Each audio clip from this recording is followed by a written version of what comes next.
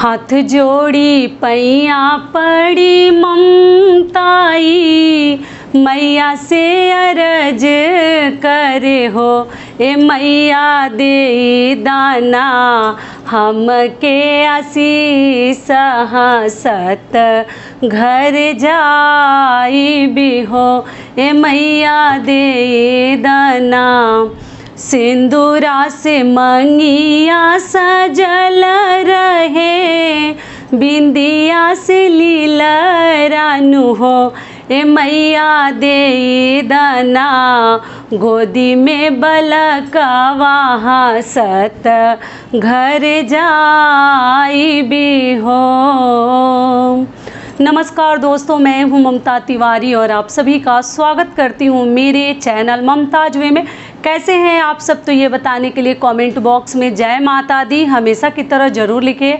तो चलिए दोस्तों, आज हम इस वीडियो में जानेंगे कि अष्टमी, महाअष्टमी, जिस दिन हम माँ महागौरी की पूजा करते हैं, तो अष्टमी के दिन के क्या पूजा विधि है, क्या नियम है, कैसे हमें उस दिन क्या क्या करनी है, तो एक एक करके हर नियम मैं आपके साथ शेयर करूँ। और साथ में एक चीज़ और जानेंगे कि महाअष्टमी के दिन हमें माता से किस प्रकार से किसी भी कार्य को लेकर अगर आप चिंतित हैं, विवाह, शादी, नौकरी, बच्चे, मतलब महाअष्टमी जिसका नाम ही है माँ महागौरी माता के 8वें स्वरूप की हम पूजा करते हैं, तो मैं आपके साथ वो 3 नियम विधि मैं आपके साथ शेयर करूंगी। आप लोग उस प्रकार से माता का मन्नत कीजिएगा और कौन कौन सी चीज़ें हमें अपने साथ रखनी है, लेनी है, वो सभी बातें मैं आज इस वीडियो में शेयर करूंगी।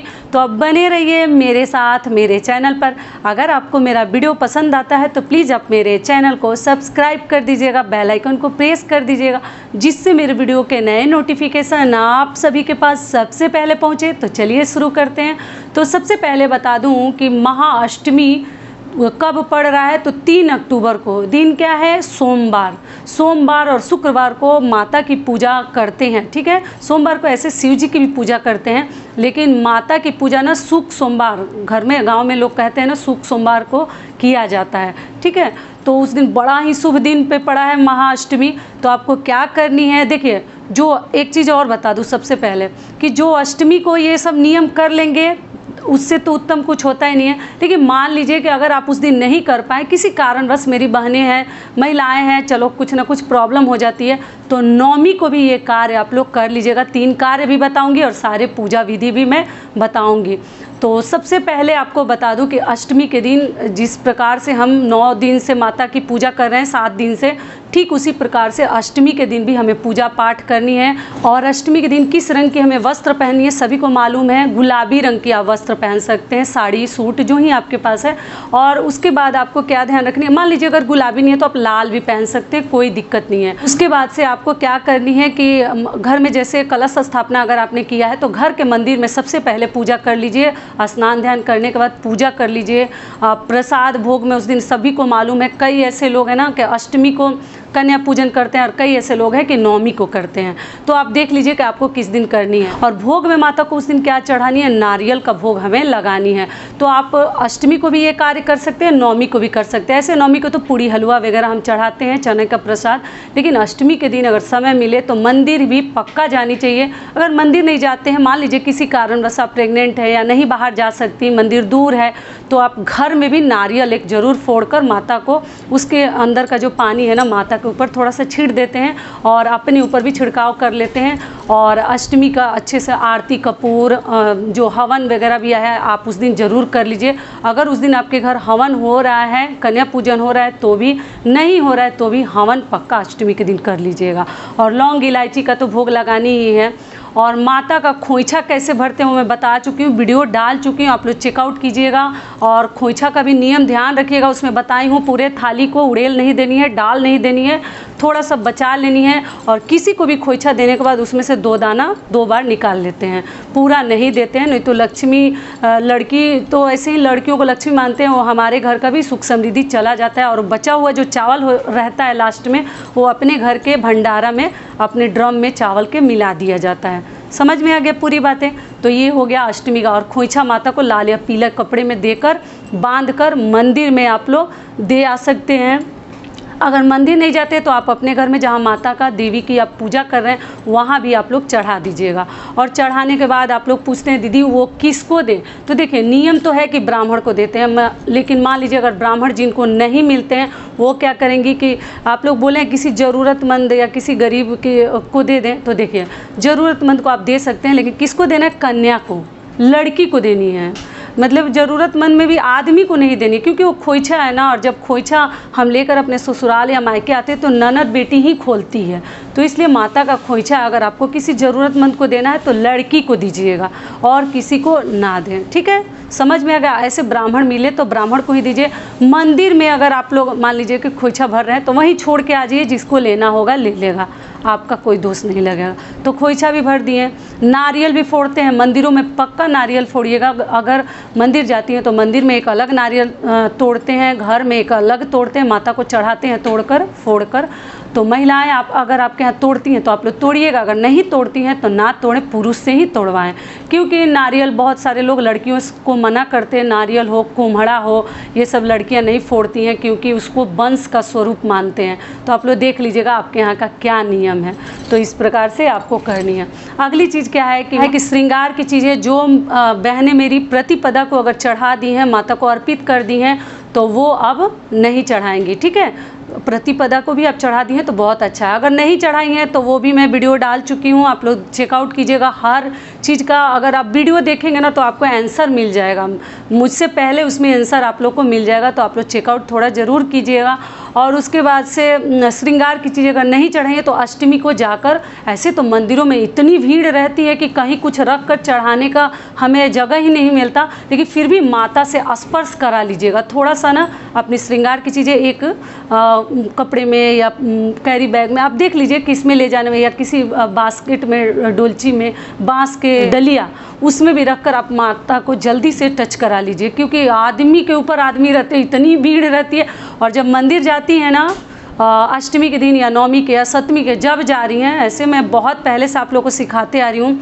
देखिए हर आदमी धर्मात्मा ही नहीं है, पुण्यात्मा नहीं है कि पूजा के उद्देश्य से जा रहा है। कई लोग हैं ना चोरी चकारी के चक्कर में जाते हैं, तो आप बहुत सारा ज्वेलरी और गहना पहन के मंदिर में ना जाएं, क्योंकि मैं खुद अपनी आंखों से देखी हूँ नवरात्र में ना लोगों का गहना जैसे नेकलेस वगैरह लोग पहन के जाते हैं ना तो छीन लेती हैं महिलाएं, उसी में चोर महिलाएं भी घूमती हैं। तो ध्यान रखिएगा, थोड़ा सुंदर हम कम ही दिखेंगे, गहना कम ही पहनेंगे, लेकिन मंदिर जा रही हैं तो बहुत अधिक गोल्ड का मतलब ज्वेलरी गहना आभूषण पहनकर ना जाएं, पक्का ध्यान रखिएगा। ठीक है, मंगलसूत्र भी हो सके तो ना पहने, डुप्लीकेट वगैरह पहने, ज़्यादा भारी वगैरह है तो ना पहने। आप अपने तरफ का माहौल देख लीजिएगा तभी जाइएगा, क्योंकि बहुत चोरी होती है, भीड़ भड़का रहता है ना, और सब कहीं ना कहीं से खींच लेते हैं। तो ये भी क्लियर हो गया। अगली चीज़ क्या है कि चलिए वो 3 नियम बता दे रही हूँ। किसी भी कार्य को लेकर अगर आप बहुत अधिक परेशान हैं तो करके देखिएगा, बहुत ही सुंदर उपाय हैं। सबसे पहला उपाय क्या है कि अगर आप मंदिर में गई हैं तो हाथ में फूल लेकर ना और थोड़ा सा जल डाल लीजिएगा, पूजा का जो जल लेकर गई हैं हाथ में डालकर ना एक कोने पे कहीं खड़ा हो जाइए माता के सामने और संकल्प ले लीजिए कि हे माता रानी, मेरा ये कार्य, शादी हो, विवाह हो, नौकरी हो, बच्चे हो या और भी बीमारी हो, कोई हस्बैंड का, पत्नी का, बच्चे का, तो मन बहुत आदमी का विचलित रहता है ना, किससे पूछे उपाय, क्या करें ना करें। हम महिलाएं बहुत अधिक तनाव में आ जाती हैं, तो किसी से कहने की कोई ज़रूरत नहीं है। माता के सामने ना प्रार्थना कीजिए और हाथ में लेकर ना कहिएगा, हे माता रानी, मेरी ये मनोकामना पूर्ण हो जाती है ना तो अगले साल नवरात्रि में ना हम आपको एक माता के लिए, जो हमारी शादी होती है तो चुनरी हम ओढ़ के हमारी विदाई होती है ना, चुनरी शादी वाला, ठीक वैसे चुंदरी माता को नवरात्र में बहुत सारे लोग ना एक तो गहना भी देते हैं, हार वगैरह चढ़ाते हैं, जिनकी मनोकामना पूर्ण हो जाती है। तो आप लोग अपना देख लीजिएगा बजट, लेकिन वो चुंदरी प्रिंट साड़ी भी आप चढ़ा सकती हैं, अपने लिए भी रख सकती हैं, या माता को भी आप दे के, मतलब जब दे दीजिए तो ले के मत आइए। और खुद के लिए अगर सोच के चढ़ा रही हैं तो वो चढ़ा के स्पर्श करा के आप रख सकती हैं। लेकिन जो माता को ओढ़नी जो बोलते हैं ना, जिस पे तार गोटे लगे हुए होते हैं, वो चुंदरी का मन्नत करके आइएगा कि हे माता रानी, मेरी ये मनोकामना पूर्ण हो जाएगी तो हम पक्का अगले साल आपको चढ़ाएंगे। ठीक है, तो ये हो गया हमारा पहला नियम। दूसरा नियम क्या है कि वहीं पर बोलनी है आपको, तीनों जो उपाय बता रही हूँ तीनों आप मंदिर में ही संकल्प लीजिएगा। दूसरा क्या है कि माता मेरा ये कार्य पूरा हो जाएगा ना, तो मैं 2 दिन का नवरात्र का व्रत हो या 9 दिनों का हो, या मैं 9 अध्याय पाठ का करूँगी 9 बार। ऐसा नहीं कि 1 अध्याय 2 अध्याय करके 9 दिनों तक जानी है 13 अध्याय, नहीं, मैं 9 बार पाठ करूँगी। इस प्रकार का भी आप लोग मन्नत कर सकते हैं। मतलब पुस्तक जो सप्तशती है ना, श्री दुर्गा सप्तशती, उसका मैं 9 बार मतलब 9 दिनों में पढ़ूंगी 9 अध्याय। इसका भी आप लोग, बहुत बड़ा चीज़ नहीं है। जब हमारा कामना पूर्ण हो जाता है ना, तो हमारे अंदर शक्ति आ जाती है कि हम ये कर लेंगे। तो आप ये कौन सा बड़ा चीज़ है। लोग तो 9 दिन का उपवास अपने छाती के ऊपर कलश रख के भी लेटे रहते हैं अगर मनोकामना पूर्ण हो जाती है तो ये तो पढ़नी है। तो ये भी दूसरा हो गया कि आप 9 दिनों का संकल्प लेके आए कि हम व्रत रखेंगे 9 दिन, या 2 ही दिन का रखेंगे लेकिन 9 बार हम पुस्तक पढ़ेंगे। तो ये हो गया दूसरा। तीसरा क्या है कि आपको माता के चरणों के पास अपने घर से या किसी का चढ़ाया हुआ भी पान, अपने घर से क्या कीजिएगा, एक पान ले लीजिएगा। अष्टमी के दिन माता को बीड़ा पान ये सब बहुत पसंद है। आप लोग को मालूम है गाना में ही बीड़ा का नाम लिया जाता है। तो उसमें लौंग, इलायची और क्या बोलते हैं फूल पुष्प डालकर ना माता के चरणों पे सिंदूर भी थोड़ा सा लगा दीजिएगा और टच करा दीजिएगा या चढ़ा दीजिएगा। भीड़ होगा तो केवल छुआ दीजिएगा स्पर्श करा के, और वो ना उसमें बहुत सारी शक्तियाँ आ जाती हैं। और वो ला कर घर में जब तक आपका कामना पूर्ण नहीं हो जाता वो चीज़ें कहीं स्थिर रख दीजिए, ठीक है। सुखा लीजिएगा क्योंकि थोड़ा सा ना गीला रहता है तो फिर सड़ जाएगा, ख़राब हो जाएगा। और कपड़े वगैरह में बांध कर रख दीजिए। जब आपका मनोकामना पूर्ण हो जाएगा फिर उस चीज़ को कहीं स्थिर पड़े रहने दीजिएगा। या कहीं जाते हैं शुभ कार्य के लिए तो उस फूल को, उस पत्ते को और वो लौंग इलायची को ना देकर उस आदमी को भेजिए। वो एग्ज़ाम के लिए आप जा रही हैं, वो लड़की देखने जा रहे हैं, लड़का देखने जा रहे हैं, संतान के लिए वो चीज़ रखिए। देकर ही घर के गार्जियन को आप लोग को भेजनी चाहिए। बहुत ही शक्तिशाली होता है वो सब चीज़ें। अष्टमी के दिन चढ़ाए हुए हर चीज़ों में बहुत अधिक शक्तियाँ समाहित हो जाती हैं। तो आप लोग इस प्रकार से पहला चुनरी चढ़ानी है।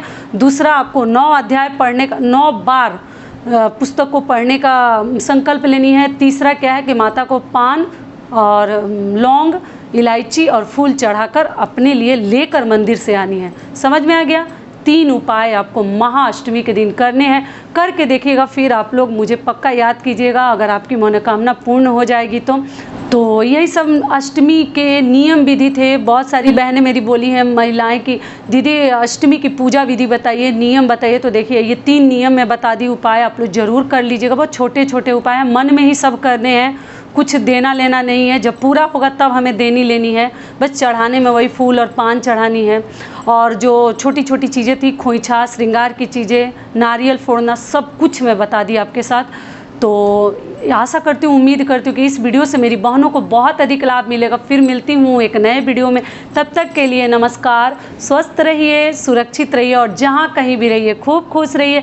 प्रेम से बोलिए जय माता दी।